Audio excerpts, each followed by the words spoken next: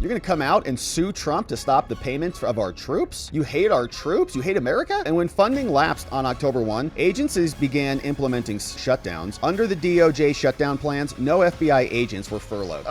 Your decision, Chuck, has halted advanced training and drastically reduced readiness and lethality. Could this be your intention? Trump is paying the troops. We now have a new presidential memorandum that has been released October 15th, the day of a pay period for many people, saying, here's the new memo for Hegseth. And Pete, you've got permission to do this. And what's fun about this is we're going to find out where this power comes from, where they're hanging their hat on the fact that they can do this. But the New York Times and others were very unhappy about this. And they posted, Trump signs a memo expanding his authority to spend federal money to pay our troops. And Congress, they say, has not approved this. So it is illegal. Many Democrats, I'm sure people will sue. We'll see if the Democrats, though, what's so beautiful about this is a political trap. You're going to come out and sue Trump to stop the payments of our troops? You hate our troops? You hate America? We know you do. So now you can put it in writing and submit it to the courts and we'll defend it accordingly. But we've got that. We also have Kash Patel saying, we're extending this puppy out too. We've got here, Kash posted this. FBI special agents will also keep getting paid, which I'm less thrilled about because we prioritize the people who protect this country. All of them, the FBI, you really have to pay all of them. There's a bunch of bad hombres and amigos over there. President Trump made sure our men and women in law enforcement and the military won't miss a paycheck during the shutdown. And as America's security doesn't stop, neither do we, says Kash. All right. So,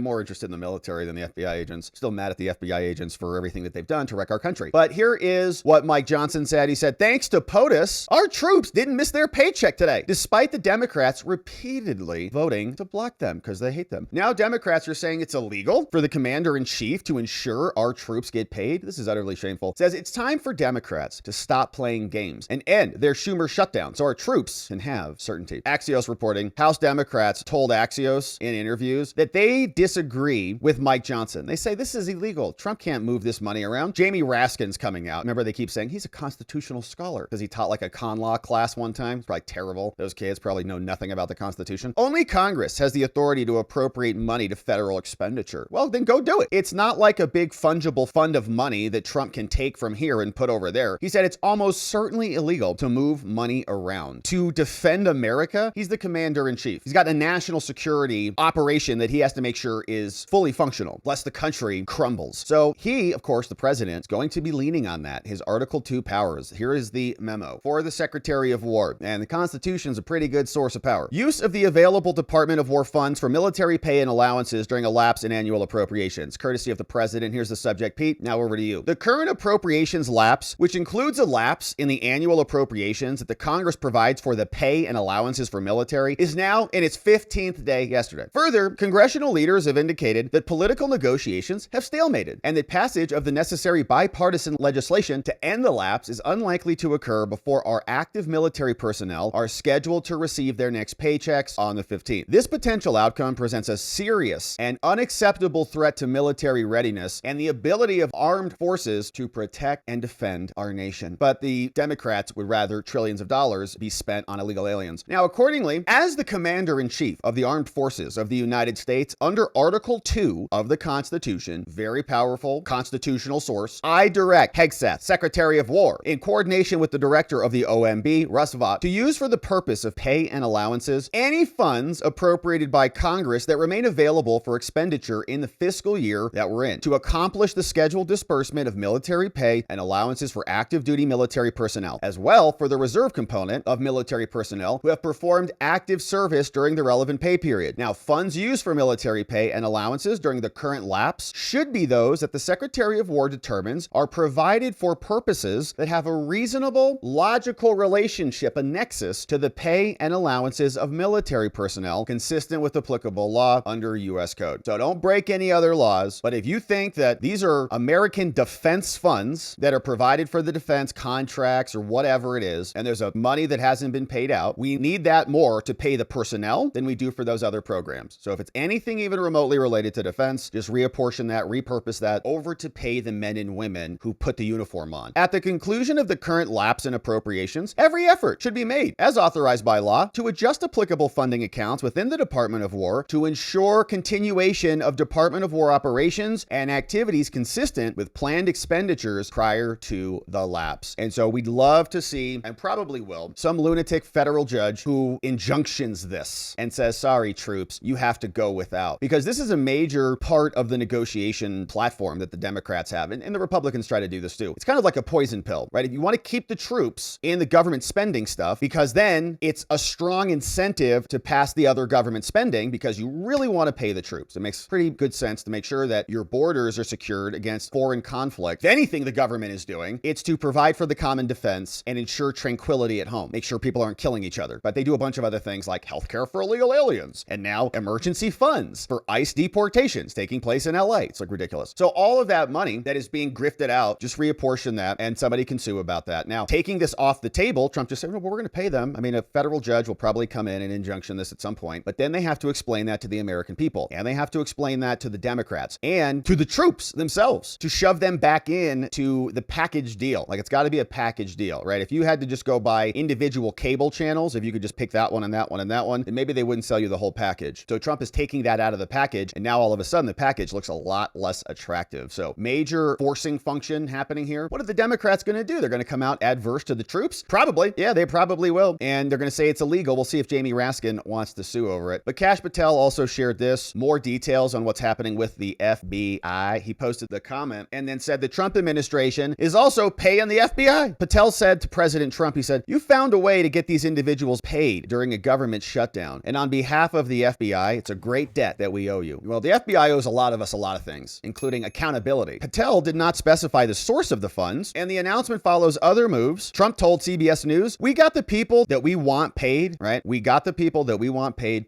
So shut it down, whatever. Our people are good. We want the FBI paid. We want the military paid. Military service members were set to be paid Wednesday after Trump issued a memo directing the Pentagon to pay them. Around $8 billion in funds from previous fiscal year had been identified to cover the mid-month paychecks. And my question is, what's the total expenditure every pay cycle? Like, is it $8 billion? That's a lot. Is it $8 billion every pay cycle? But we have a lot of troops and a lot of FBI people. Kristi Noem also said the Coast Guard, which falls under the purview, would receive paychecks. Yeah, and when funding lapsed on October 1, agencies began implementing shutdowns. Under the DOJ shutdown plans, no FBI agents were furloughed.